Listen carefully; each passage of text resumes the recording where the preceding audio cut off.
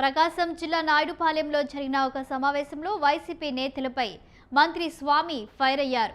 Visakha steel ప్లాంట్పై YCP నేతలు అనవసర రాద్ధాంతం చేస్తున్నారని ఆగ్రహించారు. గత 5 ఏళ్లలో స్టీల్ ప్లాంట్ గురించి వైసీపీ నేతలు ఎందుకు మాట్లాడలేదని ప్రశ్నించారు.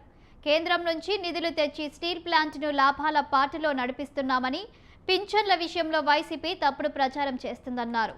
అర్హులైన అందరికీ పింఛన్లు ఇస్తామని తెలిపారాయన.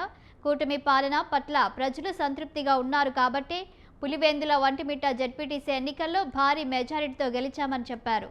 జగన్, వైసీపీ నేతల తప్పుడు ప్రచారాల్ని ప్రజలు చిత్కరించుకుంటున్నారని ఆయన అన్నారు. మా ఎన్డీఏ ప్రభుత్వం చెప్పిన వాటి ప్రకారం కట్టుబడి ముందుకెళ్తా ఉన్నాం. స్టీల్ ప్లాంట్ని ప్రైవేటీకరించ చేయము అని చెప్పాము, దానికి కట్టుబడి ఉన్నాం. ఈరోజు బొత్స సత్యనారాయణ గారు మాట్లాడుతూ స్టీల్ ప్లాంటు మా హక్కు, విశాఖ హక్కు, ఆంధ్రుల హక్కు అని మాట్లాడుతూ ఉన్నాడు. 5 సంవత్సరాలు మీరు ప్రభుత్వంలో మీరు ఏం చేశారు? ఆ రోజు ఏనాడన్నా ఆపే చర్యలు చేశారా? ఈ రోజు కేంద్రం నుంచి నిధులు తీసుకురావడంలో కానీ, ఈ రోజు దాని లాభాలు తేవడంలో కానీ మేము విజయవంతమయ్యాం. ఇది మేము ఎప్పుడు కూడా ప్రైవేటీకరించబోము అని మేము స్పష్టంగా చెప్తున్నాం. దాన్ని ఏదో రాద్ధాంతం చేస్తా మీరు పెద్ద మాట్లాడటం ఇది తగదు.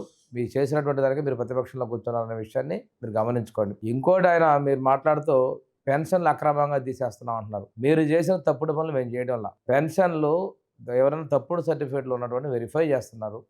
చేసే పెన్షన్లో కూడా మళ్ళీ అప్పీల్ చేసుకునే అవకాశం ఇచ్చాం. మీకు ఏదైనా పొరపాటున ఏదైనా ఇబ్బందులుగా ఉంటే అప్పీల్ చేసుకొని మళ్ళీ